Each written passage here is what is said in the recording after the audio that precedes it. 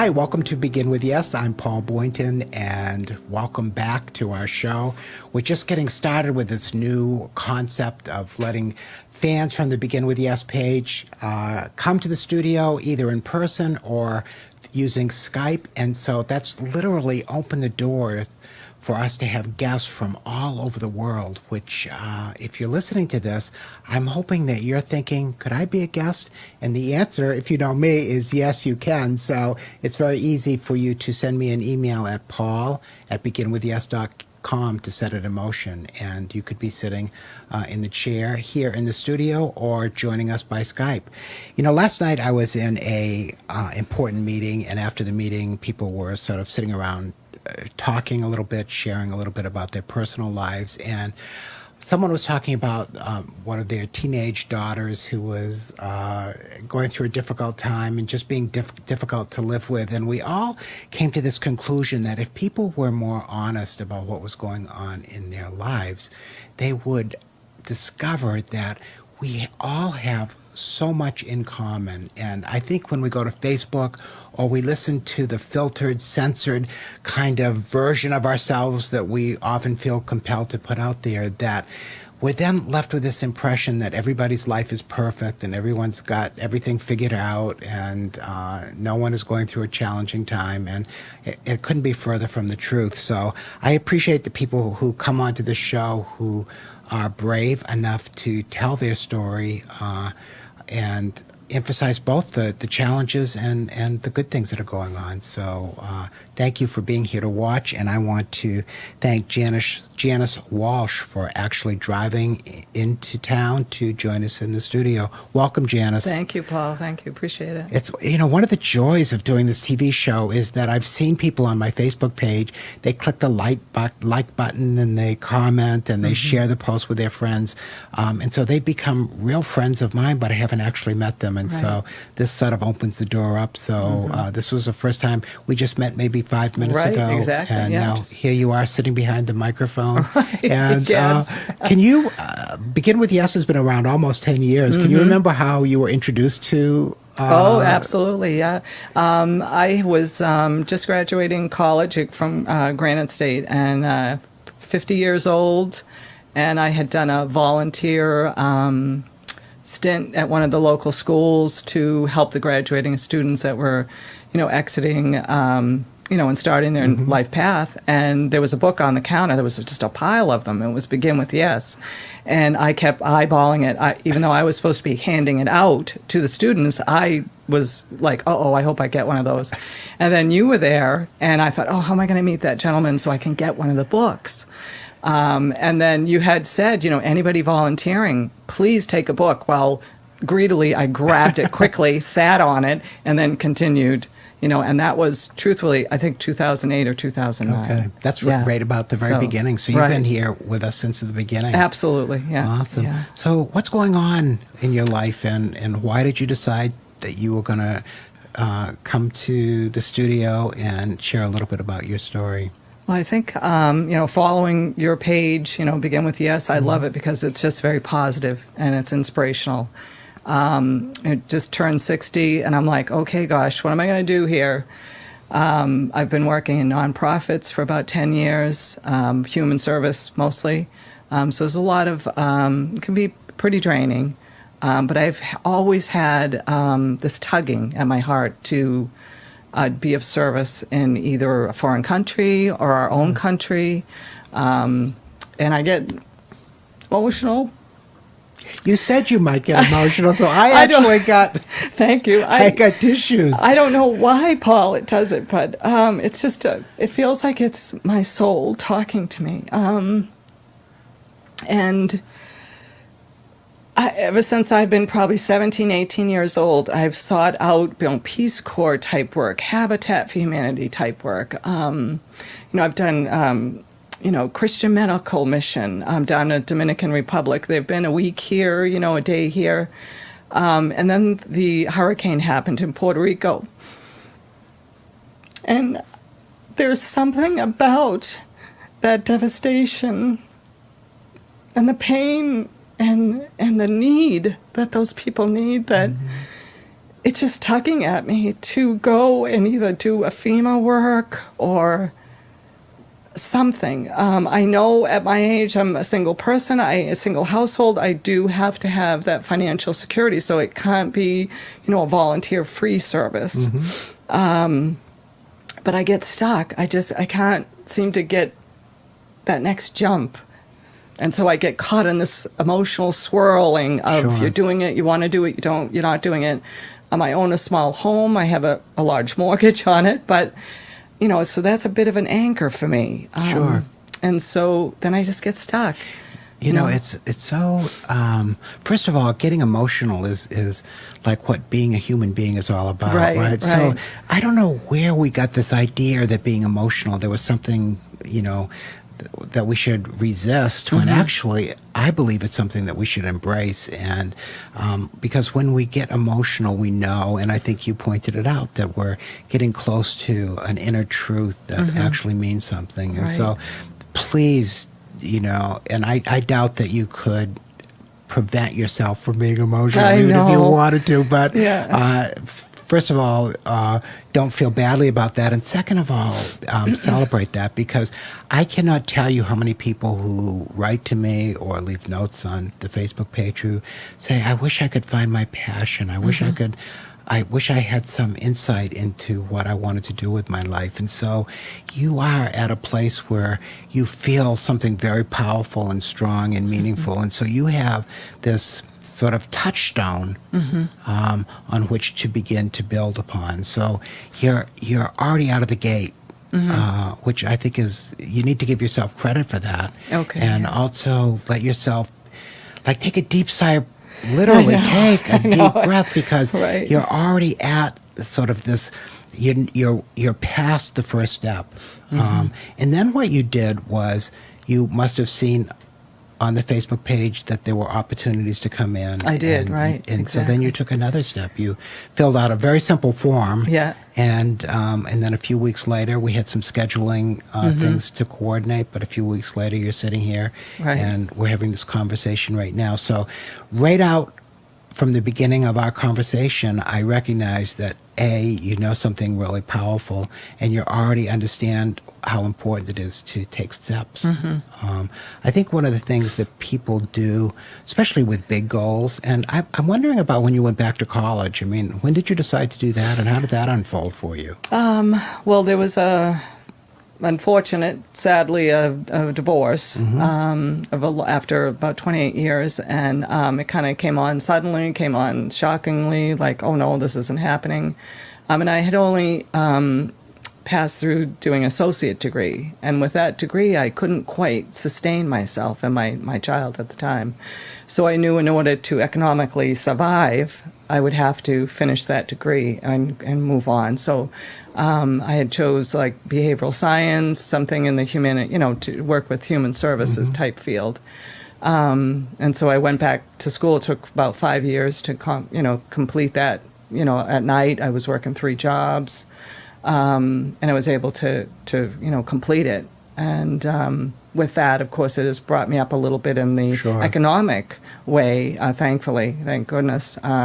And I am in fields that I want to work in, nonprofits and, working with people. So the reason I wanted to hear how that unfolded for you is, imagine how many small steps from beginning to end that you had to take in order to get that degree. I think when we're looking at, and so many people, and I put myself into that category, when we have really big goals, it's very easy to get overwhelmed and to be focused on all the things you would have to do. Right. And when people are at that point in time, I really try to encourage them to not focus on the complexity of achieving a goal, but rather to ask yourself, well, what's one small thing I could do today to move me in the direction that I want to go? Right. And going back to school, there may be people listening to this that are inspired by the fact that at 50 you went back to college. Well, truthfully, Paul, the step before that was reading the book. Okay. Was reading Begin With Yes. And again,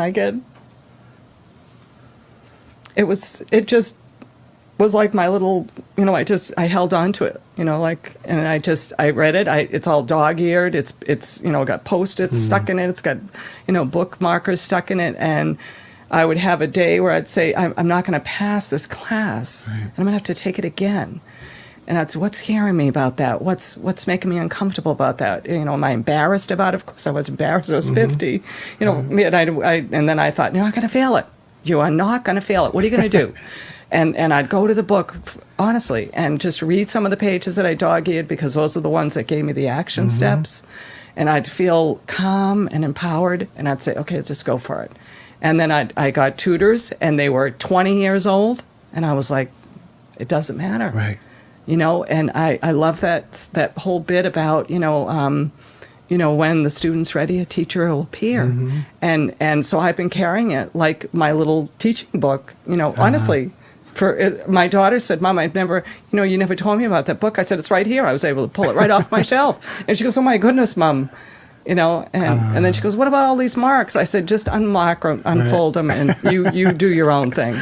Well, I'm glad that the book helped you. I think one of the things about the book is that it many times, at least what I believe, is that it's reminding people of things that they already know. Right. And so it's just a gentle sort of. It's like a support system in a book, if you will. Exactly. It's sort of like, you can do this. And it was small enough to carry around everywhere with me, and just to go through attraction is one thing, to be attracted in a certain way, the law of attractions, but yours is the law of action. And I was like, I can do it. So let's circle back then to what we started talking about, which is this desire to do something different, to step off into a new direction. And you already understand the thing that brings you to tears, that makes you emotional. So you're already in touch with that burning desire. You just haven't figured out exactly how to make it happen, right? Right. And so now I need to remind you that when you started college, you were very much like at the beginning of a very huge, complex task, and you did it by taking one step at a time. And I think with this dream now that you have, which hasn't been articulated clearly, you have to begin thinking about, how am I going to go from what moves me to tears in terms of a passion and a calling? I think it is a calling, don't you think? I think so, absolutely. And how do I figure out where to make that, how to make that happen? And so I'm going to ask you to teach me how to do that by sort of recognizing that you're at this place where you've got a passionate desire to do something. You haven't been able to identify what that something is exactly. And then even if you could identify it, you haven't figured out how to make it work financially, and how to deal with your mortgage and income and all of that. So the first thing I would ask you to do is put aside all the, what about the mortgage and my house? And because, things take on a life of their own, and nothing ever goes as we plan it. Sure. I work for a nonprofit myself, and when I started the work, we used to have 10-year plans, and then we had 5-year plans because 10 years was not working, and then we had 3-year plans, and now we have 3-month plans. And so it's like nothing unfolds the way you think it's going to. So if you get overly focused on like all the things that seem confusing or complex or need to be solved, you're missing the opportunity to take a small step right now. And then you begin to feel overwhelmed. Yes, right. And you feel like, oh, what am I supposed to do? And then you just get in this circular kind of holding pattern where nothing happens. And so let's think about, instead of thinking about how are we going to figure out what you're going to do and how you're going to make it happen and still maintain your house and your mortgage and your responsibilities, and where you might actually end up living and all those questions. Let's circle back to where you are right now. What's the issue right at hand right now? So let's not try to solve all the problems or all the issues that could come up, but what would you like to see happen in the next 3 or 4 months? Probably to make some connections with individuals who are in that field. Okay. Because again, I need I do know it has to be like a job. Right. So I would think to try to reach out to individuals or groups, churches, and that maybe in Puerto Rico, and just try to start making some connections. Right. Do you have any connections in Puerto Rico? There's one gentleman on Facebook that's Okay. from Puerto Rico. He Okay. now lives in New York, and he works in a similar field, working with individuals, low-income housing, and the different programs. So tiny bit of a connection. He has family there. Okay. And have you thought about having a deeper conversation with him about? Yeah, he probably would open to that. I mean, yeah. that would be one person that you could talk to.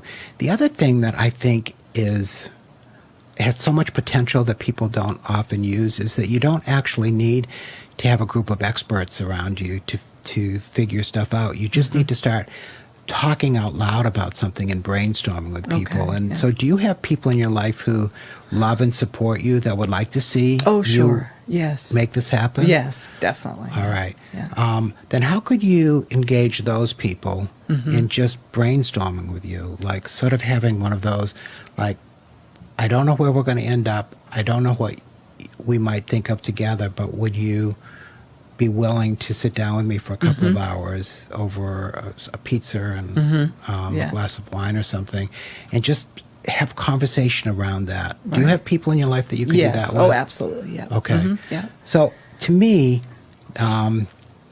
because you said one of the things you could do is begin reaching out to people, and I want you to recognize that you don't necessarily have to find people. You've already got people in your life Okay, that can right. help you begin to think about this. Okay. Yeah, that So makes sense. I would encourage you to, as a small step, one small step would be just to identify who a group of 4 or 5 people might be. Okay. So, and if you identify them, then you've taken a step. Okay. All right. And then let's say you've identified them. What would be the next small step you could take?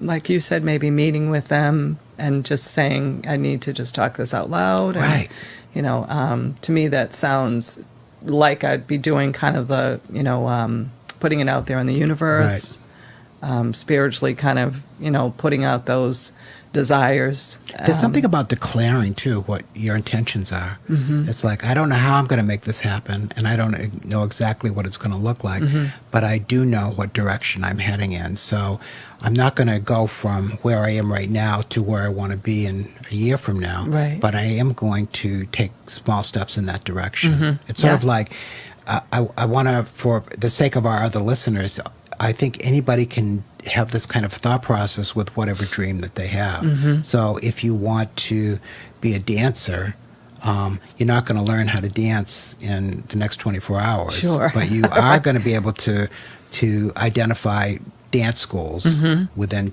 15 miles of your house. Yeah. And then you're going to be able to identify which schools work with adults. Do you see what I mean? Yes, It's sort of yeah. like, so don't focus on the bigness of what you want to do. Okay, I see Focus what you're on saying. the smallness of the small steps that you can take. Okay, So now here's what I think is going to happen. I think that you don't have to do anything more today than just say, one small step I can take to move in the direction of making this happen is to get a small group of people together and say to them, I am stuck. I have this burning desire to do something, and I'm wanting, because you're part of my support system, I'm wanting you to sit down with me for an hour and a half or 2 hours, and I'll bring a pizza, and we'll just sit around, and I want to brainstorm with Yeah, you. yeah. And I think out of that would come ideas. The other thing that I would be very surprised that it didn't happen if someone in that group, and maybe several in that group, would say, I've been thinking about doing something myself. Could we have a pizza party where we Right. talk about my dream? Yeah. And I think there's something enlivening about being with other people who are Yes. pursuing their dreams, Yeah. right? Definitely. It's like exciting. Yeah. It's sort of like, it's very hard to be an entrepreneur or to make big changes if you don't have other people in your life who are sort of in that territory Right. themselves. Add to your excitement Right, and yeah, and exactly. work through the anxiety of Right. it all. Yeah. The other thing is that I know that you're a social media person because you're on Facebook, Yeah. and other people on Facebook might have some ideas Right. that would get you thinking. Absolutely. A simple message like, does anybody know anybody in Puerto Rico Right. that you could introduce me to? So you see, you begin taking these small steps, and you don't focus on the big. Right. I see what you're saying. You just focus on, what can I do today? And Sure. I like to use the 1/2 hour guide, sort of it helps define a small step. It's like, Okay, what yeah. could I do in the next half hour that would move me closer?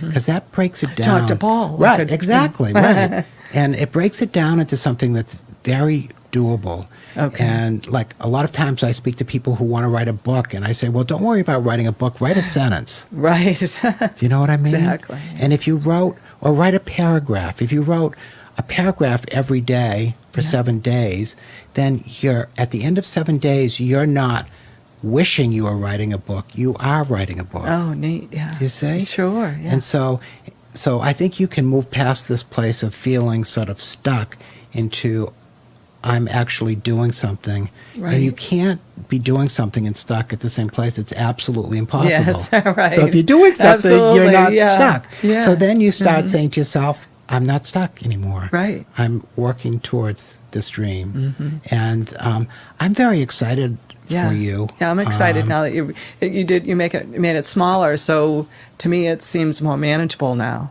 And every time, just in that simple. And every time you take a step, it's like you don't even have to plan too far ahead, because you don't know what's going to come out of this pizza party. Right. You don't know what idea, and maybe there'll just be one idea that will emerge. You might hear 15, and one will really Sure, resonate as yeah. the one that you want to take. Yeah. So I'm going to be paying attention to what happens with you. Okay. Because I think that you've already set this into motion. Oh, I do too. I think just from meeting with you and, I'm typing up the little bit of information in the small form that you provided.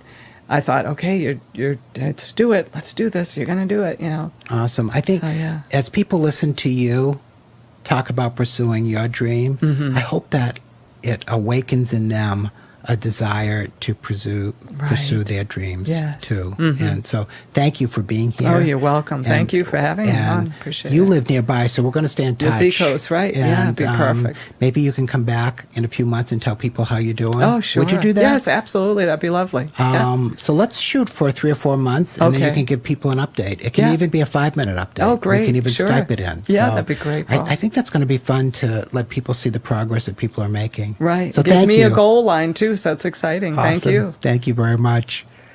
And, I want to thank you for being with us, because without the community that Begin With Yes has become, then none of these things would be happening. And when we speak about small steps, I started the Begin With Yes Facebook page, and I had to start with one friend, one fan of that page. And I went back this morning, and I went back to 2009, and I looked at the posts that I was doing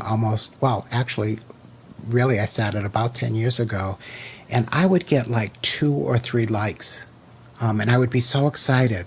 And then I started with one friend, and then a couple of weeks later there were 10, and then there were 15, and now we're up to almost 2 million people. And they're not 2 million people that have liked the page and then disappeared. It's a very engaged community, people that come there every day and participate, and we all grow together. So if you're not part of the page and you're watching this, come join us. And if you are, know how grateful I am to have you with us on Begin With Yes. So, Jan, I can't thank you enough for being here. And I am very excited about what's going to unfold for you. And I'm also excited about all the people who I may never actually get to meet, who are listening to this and who are saying, I have a dream too, and I'm going to take a small step towards my dream today. So thanks, Jan, for the encouragement, and thank you all for being here. We'll see you next time.